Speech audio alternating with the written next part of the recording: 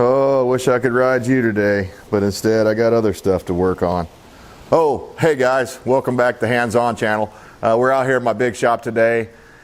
You see the hood's up on the Mahindra. That means there's trouble. So here's the short story of it, short version of it. About maybe 2 weeks ago now, I came out here and I noticed a green puddle underneath my tractor. And this is, keep in mind, this is after the coldest temperatures we've had all year long. I mean, it got really cold for several days. And honestly, I started thinking to myself, oh my God, it busted a freeze plug, or, you know, worst case scenario, it cracked the block or something terrible like that. So I refused to look at it for like a week because I was just scared. I was like, man, this is going to end up being, knowing my luck, it's going to end up being a big job, a big expense or whatever. And I don't need this right now. But part of the reason I'm making this video is I actually found a simple problem and a simple fix to the solution, and it wasn't anything catastrophic, but I wanted to point out the fact that I wouldn't even have noticed this leak had I been parking this thing out in the grass or out on a pasture. So that's one of the advantages. If you're going to have a tractor, you really need to park it on, maybe not necessarily concrete, but a wood floor or something to where you can see any puddles or anything that's dripping out of it. That way you'll know where to look, what area of the tractor to look for to find the leak. But I opened up the hood a couple of days ago and I found that basically the water neck was leaking. And at first I thought, you know, being that I have a lot of automotive experience from the past, at first I thought, well, it's probably an aluminum water neck, and it's been eaten out on the inside there, so that basically it's created a channel and allowing a drip, because it wasn't a real big amount of fluid. It was like constantly like a tablespoon full of fluid or something like that. So I'm going to get you pulled in here and show you what we found. Okay, so up here at the front of the engine here, above the water pump, and that actually, when I first saw it, I started thinking, man, the water pump's leaking. And it turns out it wasn't the water pump. I don't know if you can see it or not, and it's going to be hard for me to get in here to show you. But right back here behind my finger, I can't quite reach it. There it is. I'm touching the clamp. That is the water neck. And I thought, you know, instinctually I thought, oh, it's probably a bad corroded water neck, or maybe the hose is going bad or something like that. Well, the only way to find out, and I just traced it up. I followed, the leak was all over the front of the engine, so that's why I was thinking maybe it was a freeze plug or something like that. Initially, it was all over the bottom of the engine, and until I opened up the hood and started really investigating. So you want to go up to the highest point. Obviously, water runs downhill, so I just started following it up, and I could see there was water on the, antifreeze on the water pump, so I kept following that up, and then I found this water neck, and you can kind of see, I don't know if the camera is going to show it or not, but there's an area back there that's all dusty, and you can see this area here where it's shiny and smoothed off, and well, that's where it was leaking. It was just dripping right there. I tried to see if the clamp had just worked loose, because these tractors, all tractors, they vibrate so much that things just work loose on them. Maybe the factory didn't get it tight enough, over time the rubber changes, stuff like that can happen. So I tried tightening it up with a screwdriver, and it wasn't having it. It was as tight as it could go. So I was like, uh-oh, that might mean the water neck's bad, or maybe the hose is bad. So I went ahead and pulled the hose off, and then I spilled fluid all over the floor. It was unavoidable. There was really no way I could avoid that. But luckily it was just what little bit was in the hose and the very top of the radiator there, so I didn't lose a lot of fluid. And I intend on changing out the fluid, because this is a used tractor, new to me, but used, 2014 model, and I don't know if the fluid's ever been changed. I've done the oil and some other fluids like that, but I haven't gotten to the coolant yet.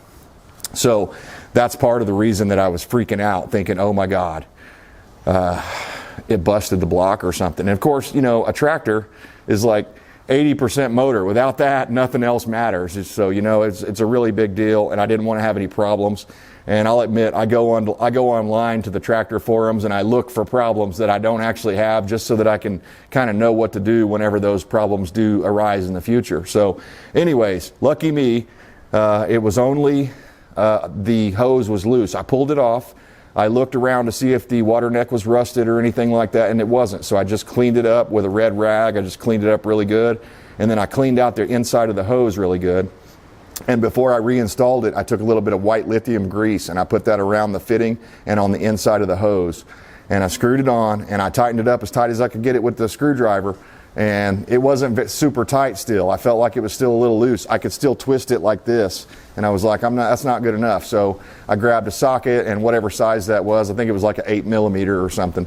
I grabbed a socket and an 8mm, and I tightened it up as tight as I dare tighten it, because you can only go so tight with these gear clamps before they strip out. So I tightened it up as tight as I dared, and I got it to the point where it won't twist like this anymore.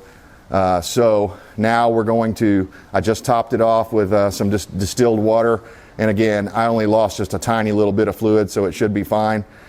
And I intend on changing the fluid, but I want to make sure that this hose isn't leaking, because there's no point in changing the fluid. You know, that stuff's so expensive these days, you can't afford to waste it. So anyways, the moral of the story is that, you know, don't do like I did and put off looking at it for 2 weeks. Just go out there and get into it. You know, and just get it done, and more than likely it'll be something simple like this, because there's a lot of little connections here and there. And at first I kind of thought maybe it was the gasket underneath the water neck that was leaking, but it turned out it was just the hose leak, and I think that's my only problem. But yeah, just wanted to make this video for you guys to show you, you know, yeah, Mahindras have problems just like every other tractor has problems, and a lot of times it's real simple if you just go out there and investigate it yourself. You know, if I wasn't a mechanically inclined person, I probably would have taken this over to the Mahindra dealership or some other tractor shop, and, you know, they'd have probably charged me $500 just for looking at the thing, and all they ended up doing was tightening up the hose and doing exactly what I did.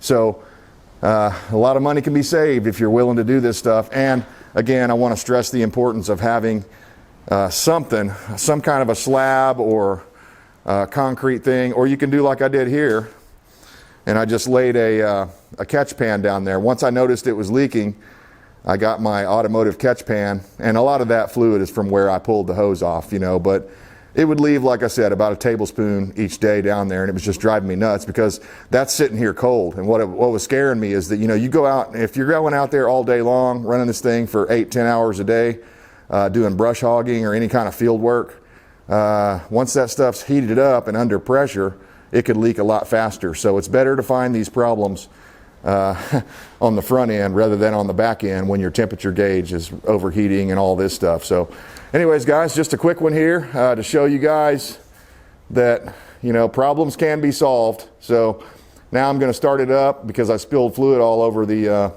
engine and stuff, the front of the engine when I pulled that off. I'm going to start it up, pull it outside, hose it off with water, just rinse all the antifreeze off of it, and then I'm going to pull it back in, clean my floor up really good down here, and then I'm going to pull it back in and let it set for a couple of days and make sure I don't have any more leaks. As long as I don't have any more leaks, then I'll go ahead and go forward and change out the antifreeze. And with a little bit of DIY ingenuity, you can fix most things yourself if you have the skills and the tools.